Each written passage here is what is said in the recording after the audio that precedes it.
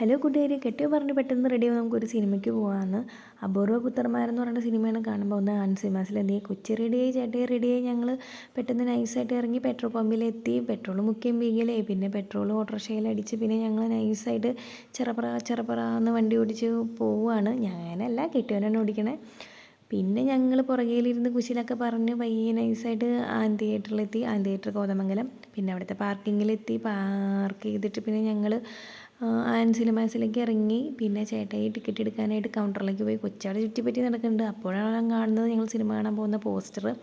അവിടെ കുറച്ച് നേരം നിന്ന് കുറേ ഷോയൊക്കെ കാണിച്ചു. പിന്നെ ചേട്ടായി ടിക്കറ്റായിട്ട് വന്നു. പിന്നെ ഞങ്ങൾ തിയേറ്ററിലേക്ക് അകത്തേക്ക് കയറി. ഇഷ്ടംപോലെ സീറ്റ് കാലിയായതുകൊണ്ട് അവർ മാറി മാറി സീറ്റ് കളിക്കുകയായിരുന്നു. പിന്നെ ഞങ്ങളുടെ സീറ്റിലെത്തി നൈസായിട്ട് സ്റ്റേബിളായിട്ടുണ്ട്. പിന്നെ അവൻ സിനിമ തുടങ്ങാത്തതുകൊണ്ട് അവിടുത്തെ പാട്ട് കേട്ട് അഡ്ജസ്റ്റ് ചെയ്ത് ഡാൻസൊക്കെ കളിച്ച് ഭയങ്കര ഹാപ്പി ആയിട്ട് ഇരിക്കുന്നുണ്ട്. പിന്നെ ഞങ്ങളുടെ സിനിമ തുടങ്ങാൻ പോവാണ്.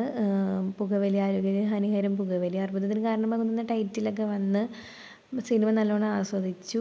നല്ല പടമായിരുന്നു കേട്ടോ, നല്ല പടം. പിന്നെ സിനിമ തീർന്നപ്പോൾ കൊച്ചിന് ഭയങ്കര സന്തോഷമായിരുന്നു. ഇനി എല്ലാവരും ഉറങ്ങിക്കോളൂ. Good night.